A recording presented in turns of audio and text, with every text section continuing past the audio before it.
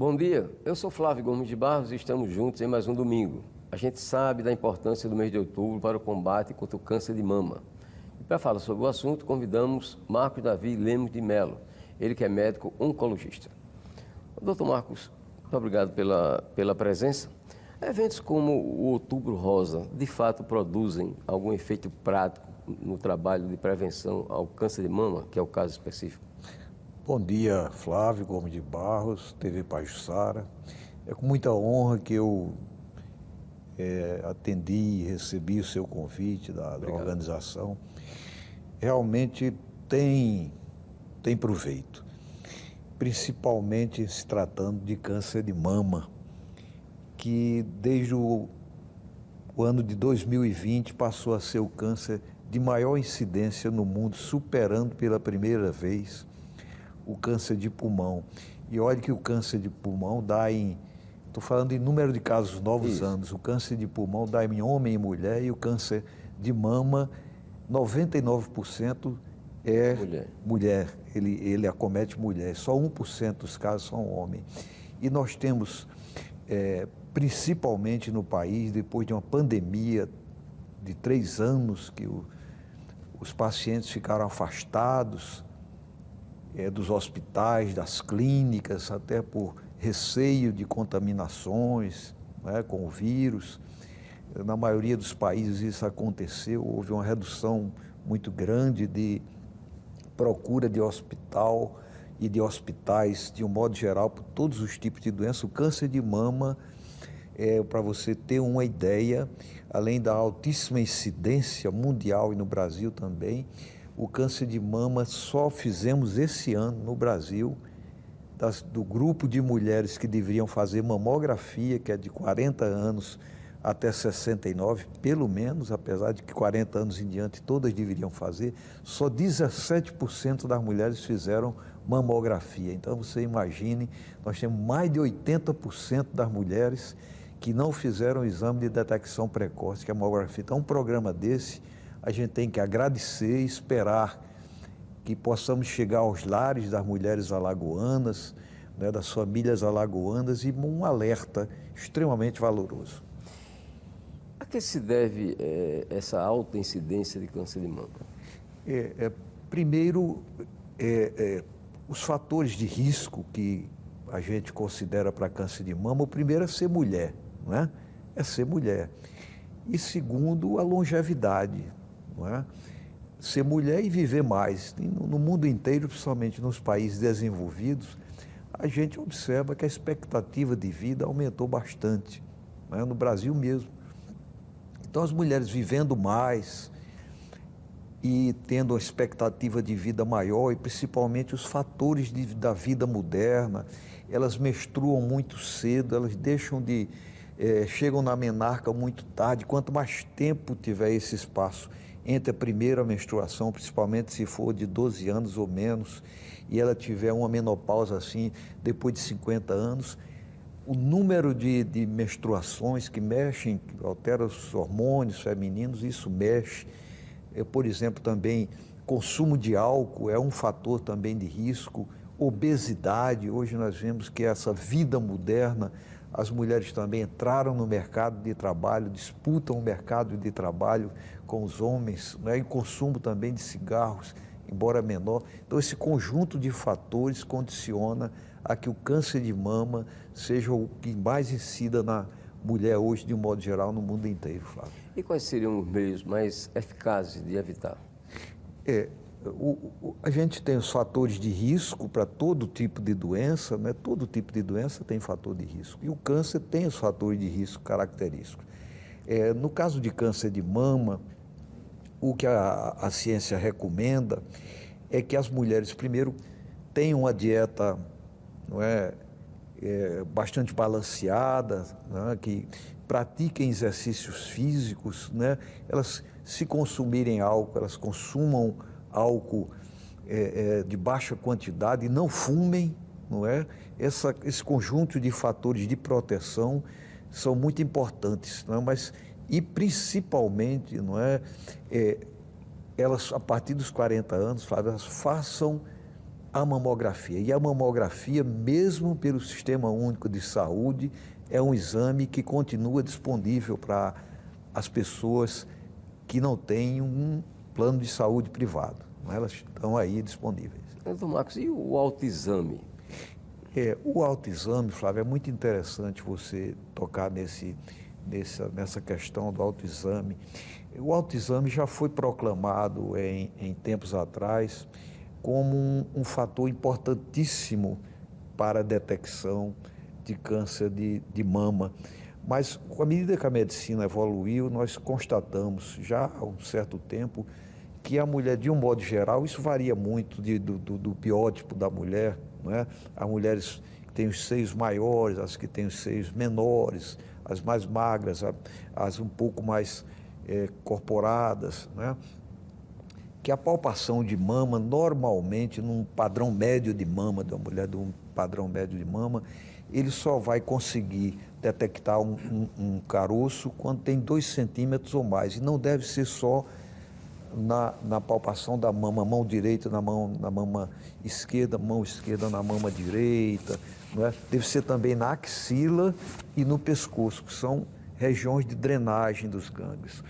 E então, no fundo, ele pode detectar um nódulo de mama, não é? Mas só quando ele já está palpável, e não é o que a gente pretende. Todavia, isso é uma coisa importante, no evento nacional recente, o diretor de um hospital importantíssimo de São Paulo, estatal, o Hospital Pérola Byton, que, ao que eu sei, é o hospital público, né, de maior atendimento na capital de São Paulo, voltado para a mulher.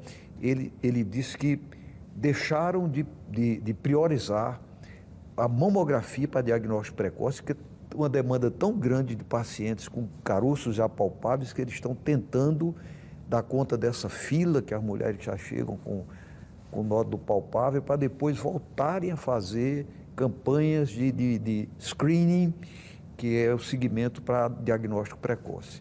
Mas tem importância a autopalpação mamária, continua, mas não como diagnóstico precoce, como uma forma da mulher tentar descobrir qualquer alteraçãozinha de mama, que não é só o caroço, a retração de mamilo, uma alteração da cor, uma secreçãozinha de mamilo, não é?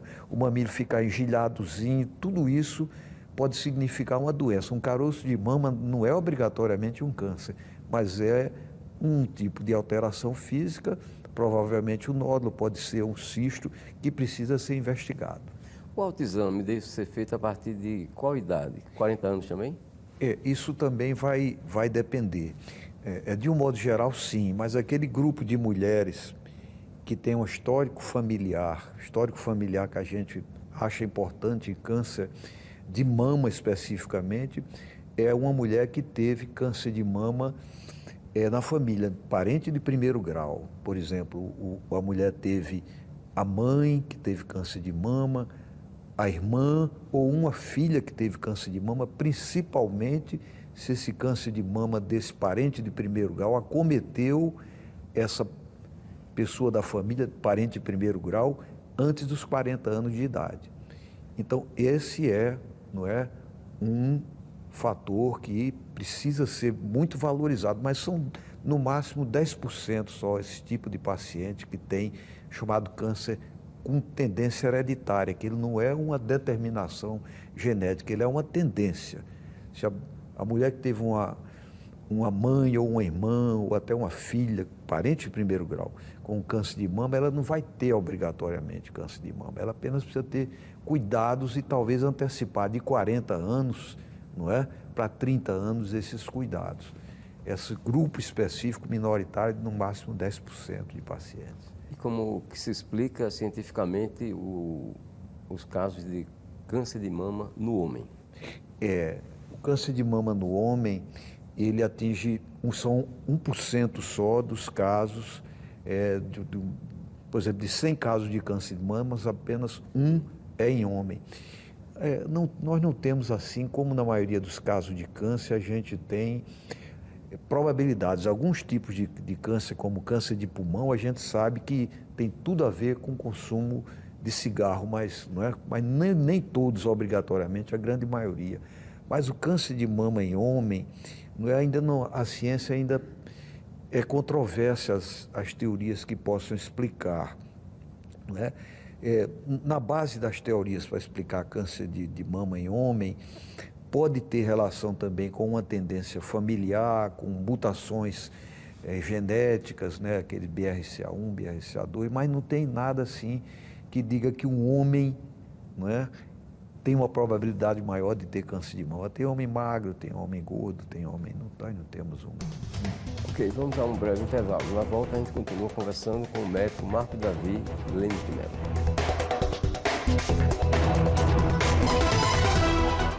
Estamos de volta com o programa Contextualizando. E hoje aqui comigo, Marcos Davi Lemos de Mello, médico oncologista. Ele que fala sobre o combate ao câncer de mama, especialmente neste mês de outubro, que é o Outubro Rosa.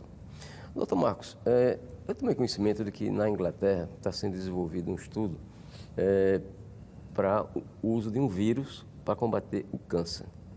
O senhor tem conhecimento disso? Essas informações chegaram, Flávio, recentemente à mídia e já existem na literatura médica, já se fala isso há algum tempo. Tanto criação de um organismo similar, né, similar geneticamente ao vírus, mas principalmente o que a medicina tem avançado muito, já tem, isso ainda são, vamos dizer, experiências. O que a medicina tem avançado bastante no tratamento de câncer de um modo geral e está chegando para a mama são as terapias chamadas moléculas inteligentes. São terapias genéticas que têm um mecanismo que que se utiliza principalmente RNA mensageiro, que está se utilizando muito em alguns tipos de câncer, principalmente melanoma, com resultados muito bons. Isso tem um custo altíssimo, já está sendo utilizado, essas terapias volume-alvo, né?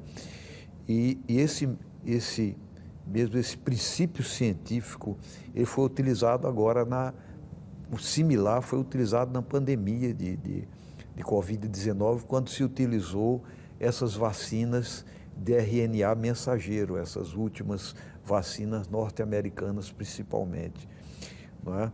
Que é uma vacina que tem uma capacidade muito grande de se adaptar às mutações genéticas que os vírus apresentavam durante o transcorrer da sua evolução. E isso em câncer é muito importante, porque a gente observa que câncer não é uma doença, né? Câncer são 160 doenças diferentes. Por exemplo, um câncer de mama, ele de uma paciente para outra, ele apresenta muitas diferenças. Quando você faz o perfil genético daquela neoplasia maligna, você vê que tem muita diferença de uma para outra, né? Hoje se avançou bastante nesses diagnósticos de ver essas alterações genéticas e moleculares em cada paciente. Cada vez mais a medicina caminha para essa individualização de tratamentos, principalmente através dos RNA mensageiros. Então, essa aí é uma tendência realmente crescente na medicina. Embora os métodos tradicionais, cirurgia, rádio e quimioterapia, ainda sejam os predominantes, não é? Ainda seja para a grande maioria dos pacientes, mas a tendência, o futuro da medicina e da oncologia é por aí. Doutor Márcio, qual é o tipo de câncer mais agressivo? Isso é uma coisa... Você fala de mama, né? Mama de um modo geral. De modo geral. Olha, Flávio, tem um estudo que foi feito nos Estados Unidos, se não me engano, foi de 1990 a 2015, foi publicado. Isso foi durante 25 anos, os grandes hospitais americanos, né, MD Anderson, esses grandes hospitais norte-americanos que lideram o contexto mundial, eles fizeram uma plataforma para, durante 25 anos, reduzir a mortalidade de câncer em 25%. Todos os tipos mais incidentes de câncer, né? E ao final desses 25 anos, eles observaram que reduziram bastante a mortalidade, até de câncer de pulmão, não é? Conseguiram reduzir a mortalidade em câncer de colo uterino, não é? Que tem muito a ver com diagnóstico precoce e prevenção. Câncer de colo uterino é um câncer que se presta à prevenção, a diagnóstico precoce e até prevenção, né? Porque tem as fases de mutação. E, por exemplo, câncer de pulmão, eles conseguiram melhoras nos resultados nos homens, nas mulheres menos, porque os homens estavam parando de fumar e as mulheres aumentando o tabagismo, mas eles viram que alguns tipos de câncer, como câncer de pâncreas, não é? Câncer de pâncreas, continuavam com a sobrevida muito baixa. É um exemplo que a gente dá para você. O câncer de pâncreas, não é? Continua tendo um prognóstico muito reservado por várias razões. Primeiro, o diagnóstico ser muito tardio, na maior parte dos casos, porque um câncer de cavidade abdominal ele só dá sintomatologia normalmente quando está avançado. Outra coisa interessante, o câncer na criança e no adolescente é uma doença frequente. São 400 mil casos de câncer novos, casos novos de câncer em criança e adolescente no mundo. E é um tipo de câncer que, se diagnosticado precocemente, estão muito curáveis, os cânceres de criança e adolescente. Aí outra oportunidade, seria interessante até você trazer uma oncologista pediátrica aqui. É a segunda causa de morte em criança e adolescente, depois de traumatismo, é o câncer de mama nos pais, câncer de pediátrico, né, em países, estão falando de câncer de mama, em países desenvolvidos. Então, câncer de pâncreas, tem umas leucemias também agudas, muito agressivas. Então, eu poderia dizer para você que no nosso meio, câncer de pulmão ainda continua sendo um tipo de câncer extremamente agressivo, com uma letalidade muito alta, não é? Muito alta. Então, a gente sempre recomenda um momento como esse, precioso como esse, não fume, pare de fumar, né? Quem fumar, pare de fumar, aproveitar um momento como esse com a sua permissão, pare de fumar, isso é o maior investimento que um ser humano pode fazer na sua saúde.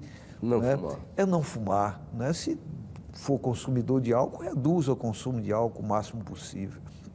Mas o câncer de pâncreas é um exemplo, e câncer de pulmão, dois exemplos de cânceres comuns, relativamente frequentes, extremamente agressivos, extremamente letais. Que recomendações o senhor teria e tem para dar para os homens com relação ao câncer de próstata? O câncer de próstata, o câncer de mama, nós temos 66.420 casos novos previstos para o Brasil esse ano pelo INCA. O câncer de próstata já ultrapassa até 68 mil casos, mais ou menos. O câncer de próstata é um tipo de câncer, Flávio, extremamente frequente no homem. É na mulher mama, no homem é próstata, não é? O câncer de próstata é você fazer o PSA depois de 40 anos, né? PSA, se tiver caso familiar, pai ou mãe, ninguém fica, não, meu pai teve câncer, eu vou ter. Não tem isso, né? Não existe, eu volto a dizer essa palavra, determinismo genético, não. O que existe é uma tendência maior em algumas situações. Mas o câncer de próstata é um câncer curável, é fazer o PSA a partir dos 40 anos e a partir no máximo de 50, acho de 40 também, procurar o urologista, faz o toquezinho prostático, né? Faz o toquezinho prostático, né? Essa semana mesmo eu fiz o meu toque prostático com um colega lá, ele está muito, né? A sua próstata está um pouquinho aumentada de volume, porque é natural, a gente vai ficando veterano, né? Vai ficando veterano, a próstata vai crescendo, vai urinando mais à noite, mas a próstata crescer, Flávio, não é uma doença, é fisiológico, né? Da idade, você vai, né? A próstata vai crescendo. Mas faz o PSA a partir de 40 anos, né? Uma vez por ano, qualquer alteração que tiver, né? Não fica apavorado, procura o médico e faz o toquezinho prostático, pelo menos depois de 50 anos, uma vez por ano, né? Agora, uma pergunta para o senhor, que é médico, especialista em oncologia e atua há muitos anos. Por que a mulher tem mais facilidade de procurar um médico e o homem resiste a procurar um médico? Isso é uma questão cultural, Flávio. Olha, e eu não posso dizer que estou excluído desse contexto, não. De um modo geral, a mulher é muito mais cuidadosa, mas não é só com a saúde própria dela, não é? A mulher é mais cuidadosa, geralmente, né? Nós estamos falando aqui de uma maioria, né? De um contexto, a mulher é mais cuidadosa com os filhos, com a família, não é? Ela se cuida muito mais, até porque quem é a mulher que trabalha, ela tem uma dupla jornada, ela, se for um caso de médica ou qualquer outra profissão, advogada, professora, ela cuida do seu trabalho, tem que cuidar da casa dela e ela arranja tempo para se cuidar mais do que a gente. Isso é uma questão cultural, não é? Principalmente brasileira, não é? O homem normalmente acha que nunca vai ter doença, tanto é que a mortalidade por câncer em homem é maior do que na mulher. Não é que tenha mais câncer em homem, é porque os cânceres de homem normalmente são boca, pulmão, não é? Ele é mais descuidado com a sua saúde, de um modo geral, ele bebe mais, ele normalmente come muito mais, né? Ele é menos cuidadoso, de um modo geral, principalmente com ele. Marcos, os serviços de oncologia que são oferecidos à população aqui no Brasil, eles são satisfatórios? Olhe, Flávio, isso é uma coisa que realmente a gente precisa dimensionar, não é? Por exemplo, aqui no estado de Alagoas, a gente tem uma estrutura, não é, de atendimento à população, eu acredito que você está falando de população de baixa renda. A gente tem a Santa Casa de Maceió, a gente tem o Hospital Universitário, que é um CACOM também, como é o do CACOM da Santa Casa. Nós temos Arapiraca, um serviço também que atende o Sistema Único de Saúde. Para a nossa população, nós temos uma oferta de serviço bastante satisfatório. Mas nós temos aí uma questão do meio caminho. O sistema básico de saúde, às vezes, ele demora para fazer um diagnóstico, não é? O sistema primário demora para fazer um diagnóstico. Todas as mulheres, aproveitando esse momento, que tenham alteração menstrual, não é? Ou uma menstruação mais prolongada, ou entre um espaço de uma menstruação e outra tem um sangramento, elas precisam ir ao ginecologista e insistir para fazer. Não, mas está menstruada, não pode fazer o exame. Tem que fazer o exame. Né? Às vezes a menstruação não é menstruação, é um nódulozinho no colo uterino. Então a gente tem. Agora, na verdade, a questão do financiamento do Sistema Único de Saúde é um problema muito sério, que não é de agora, não é desse momento, desse governo atual, já vem de muito tempo, não é? Nós temos umas tabelas extremamente defasadas, os hospitais realmente, como é o nosso caso na Santa Casa, precisa carregar recursos de outros setores para poder financiar o SUS. É uma dificuldade muito grande para ter financiamento para o SUS, mas isso é um foco que realmente a gente precisa dar em um momento adequado, mas existe estrutura montada. Precisamos melhorar o financiamento. Doutor Marcos, para encerrar, que mensagem o senhor poderia deixar, ou deve deixar para o telespectador e a telespectadora que está nos assistindo? Primeiro eu queria agradecer ao jornalista Flávio Gomes de Barros, sempre muito atento ao contexto social, de um modo geral, econômico, da medicina, e dizer que, em termos de câncer, existem os fatores de risco. Os fatores de risco, de um modo geral, que é o tabagismo, que é o consumo de álcool muito grande, somente se juntar álcool com cigarro, o consumo de carnes muito gordurosas, não é? São perigos, exposição demasiada ao sol, que aqui a gente tem umas praias espetaculares, mas usa protetor, usa creme protetor de 50, 60, não é? Tenta uma alimentação balanceada dentro do possível, não é? Usar frutas, verduras e fazer os exames de prevenção. A mulher mamografia e o homem PSA de próstata. E para de fumar, gente. Ninguém vamos fumar mais, não. Ok. Você pode rever essa entrevista no YouTube da TV Pajuçara. O programa Contextualizando fica por aqui. Voltamos no próximo domingo, às 10 da manhã.